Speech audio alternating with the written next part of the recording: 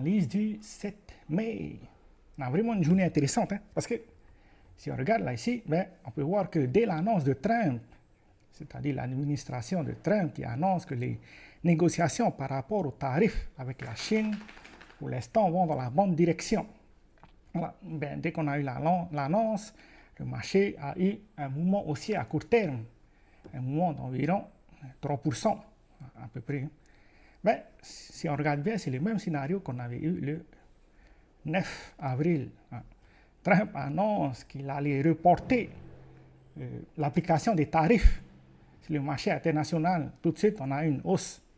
Mais je crois qu'il y a eu environ, c'est plus que ça, c'est 5%, 5 à 6% même.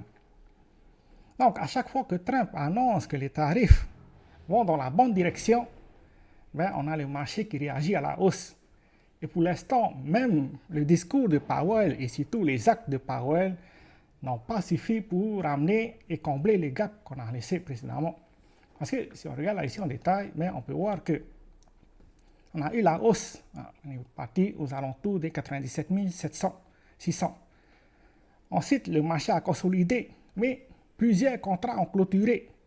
Donc, ça veut dire que ceux qui se sont positionnés là ici, ou bien ceux qui étaient en short, ont clôturé leur position. En même temps, il y a des limites orders qui se sont positionnés à l'achat sur le marché. C'est pour ça qu'on n'a pas pu retracer le mouvement et venir combler le gap.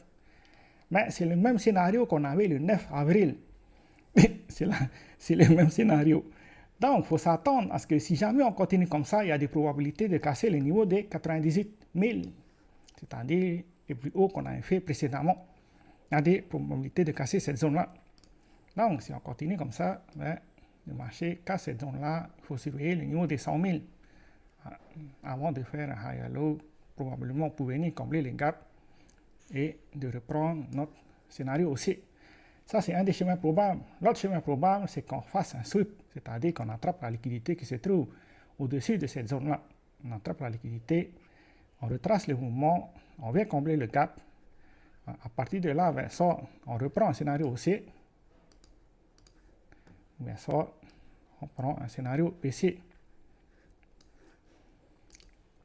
Et bon, il va falloir aussi donner le temps au marché de digérer la guerre entre l'Inde et le Pakistan. Et puis l'annonce de Powell ce matin, comme quoi il maintenait les taux d'intérêt aux alentours de 4,25% et 4,5%. Voilà.